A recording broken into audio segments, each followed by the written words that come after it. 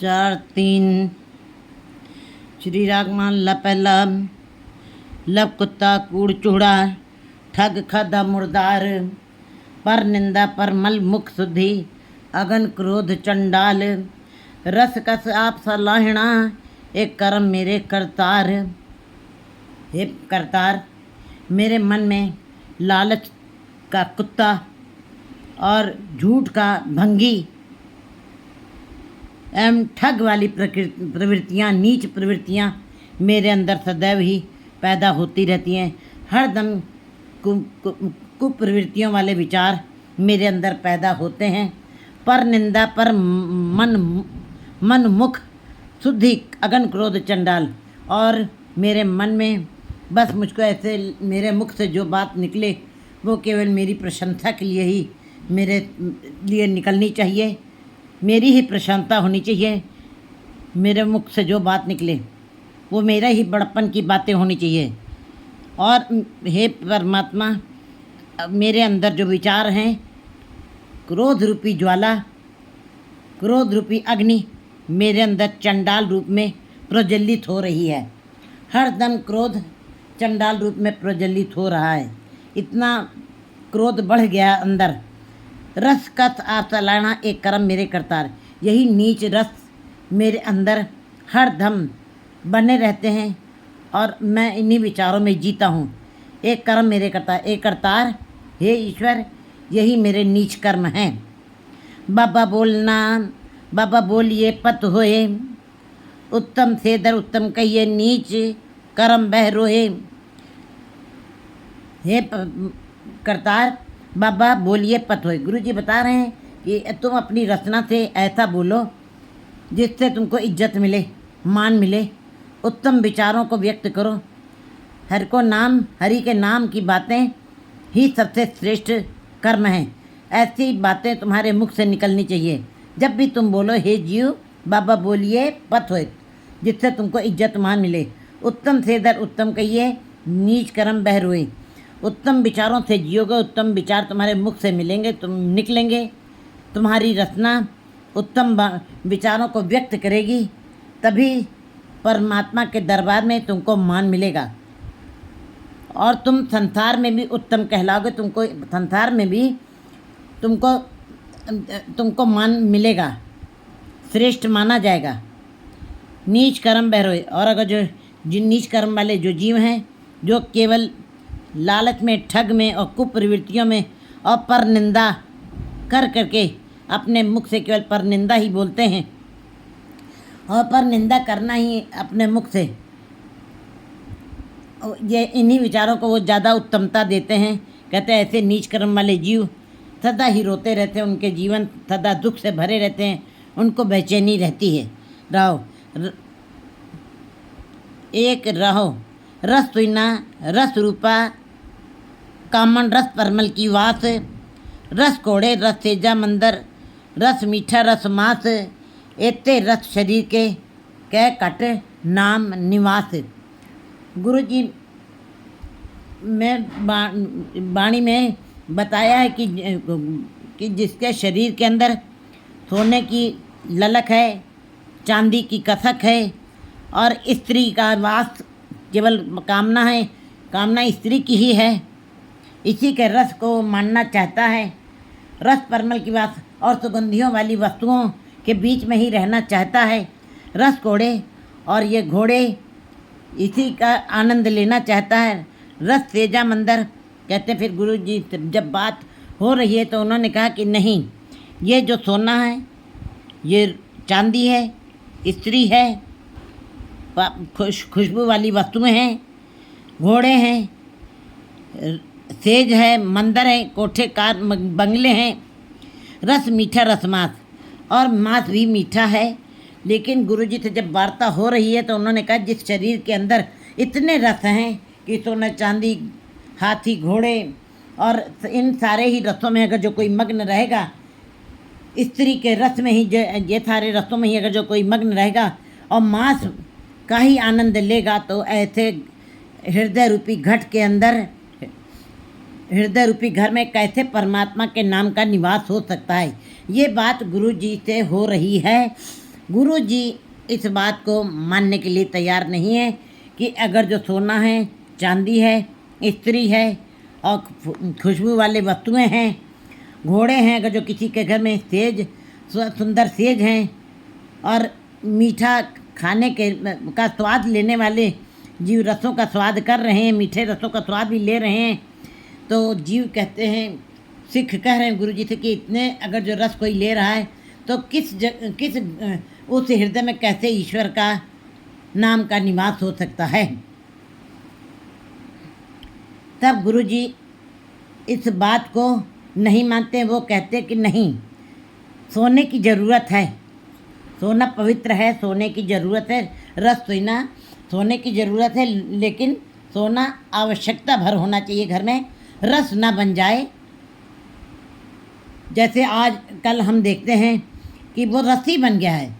स्त्रियां जो हैं उसी के पूरे नख से लेकर शिक तक उन गहनों को लपेट लेना चाहती हैं, तो ये रस बन गया, ये जहर बन जाएगा। फिर आवश्यकता है, आवश्यकता भर होना चाहिए घर में, लेकिन अगर जो पूरे हर दम आप उसी के एक एक अंग में उस सोने के साथ अपने को लगा देना चाहते हो, हर अंग में सोना लपेट लेना चाहते हो, तो ये जहर हो जाएगा।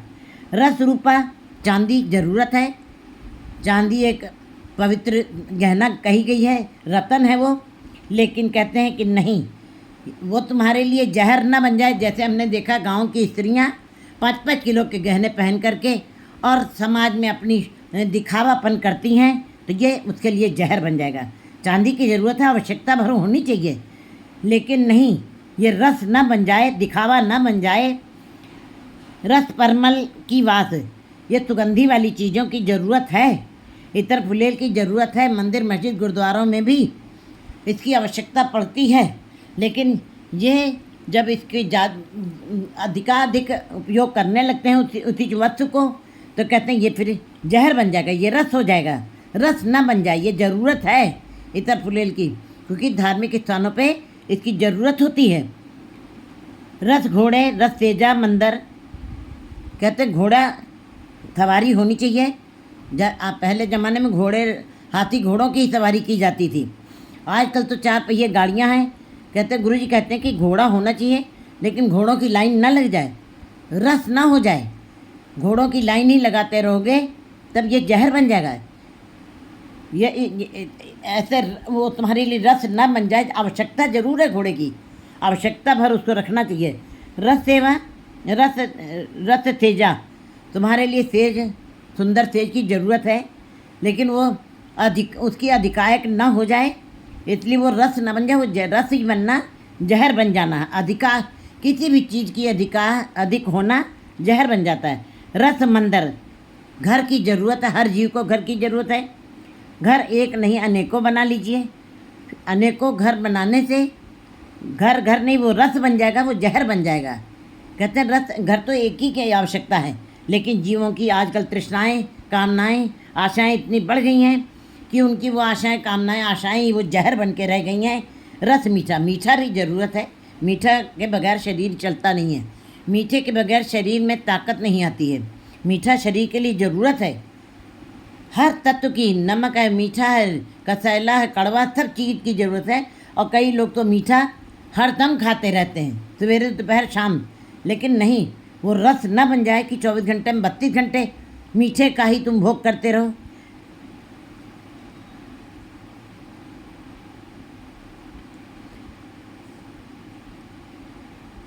रस मांस, कहते हैं फिर मांस की भी ज़रूरत है।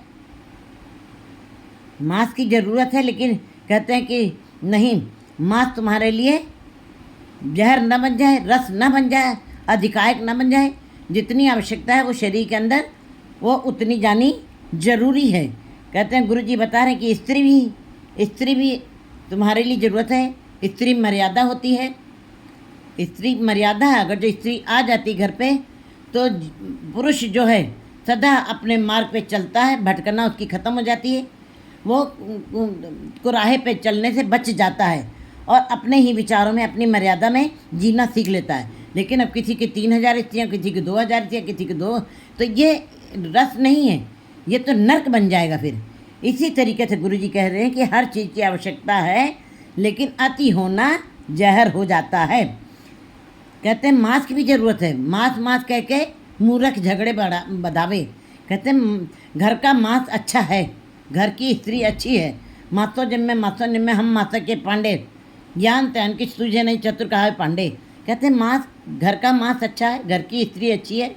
मांस से ही मांस की उत्पत्ति होती है, बड़ा बच्चा हो जाता है, फिर घर में बहू आती है वो भी मांस की ही होती है।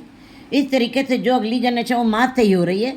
बच्चा दूध पी रहा है वो भी बच्चा भी माँ का दूध भी मांस ही है।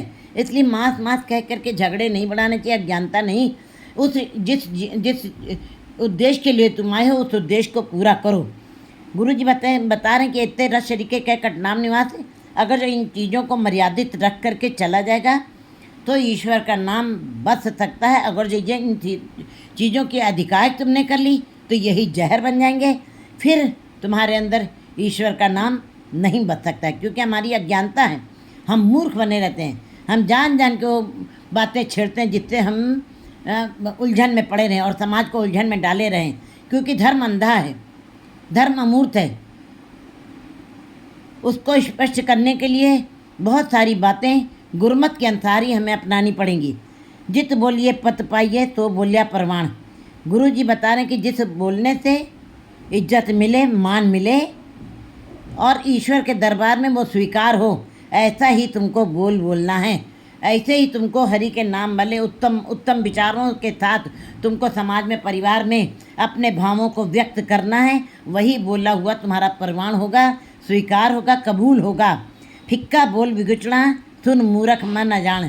कहते फीका बोलने से तन मन फीका हो जाता है। नानक फिक्के बोलिए तन मन फीका होए। वो तन पहले शरीर फीका होता है, फिर मन भी फीका हो जाता है। मन माने विचार भी फीके हो जाते हैं। वो आपकी बॉडी लैंग्वेज से पता चल जाता है कि हाँ ये जीव कितना अंदर से थोता है, कितना इसके बोलने का भाव कि में कोई रस नहीं है। फिक्का बोल बिगुचना, फीका बोलने वालों के विचार व्यर्थ होते हैं, उनके विचारों की कोई कीमत नहीं, उनके विचारों को कोई सुनना नहीं चाहता है। सुन मूर्ख मन अजान। हे मेरे मूर्ख मन, इन बातों को तुम समझ लो कि तुमको अपने मुख से जो भी बोलना है ऐसा बोलो, ऐसी वाणी बोलो, ऐसे गुरमत की बातें बोलो जो परमात्मा के दरबार में भी स्वीकार हो और यहाँ समाज में भी स्वीकार हो। समाज भी तुम्हारी उन बातों को कबूल करे, तुम्हारे विचारों को स्वीकार करे।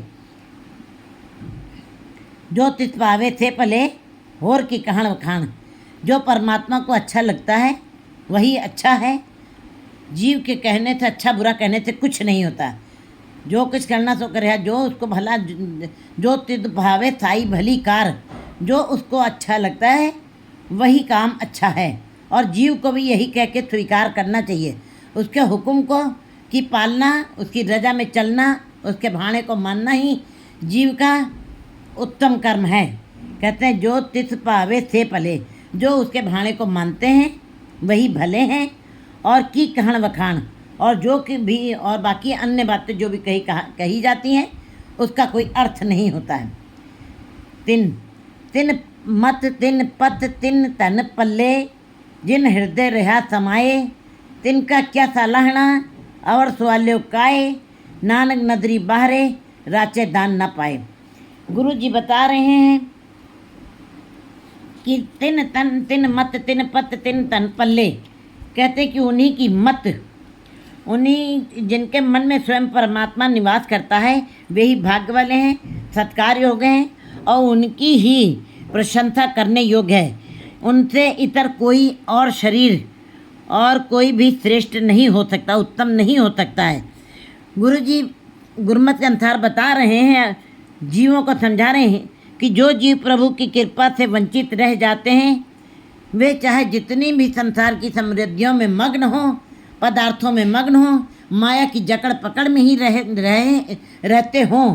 कहते हैं माया में लीन व्यक्ति फिर उन्हें परमात्मा के नाम की प्राप्ति नहीं होती, परमात्मा से मिलाप उनका नहीं होता है। जो माया की बातें करते हैं, समृद्धि की बातें करते हैं, पदार्थों में ही रहते हैं, वो मायावी जीव कहलाते हैं।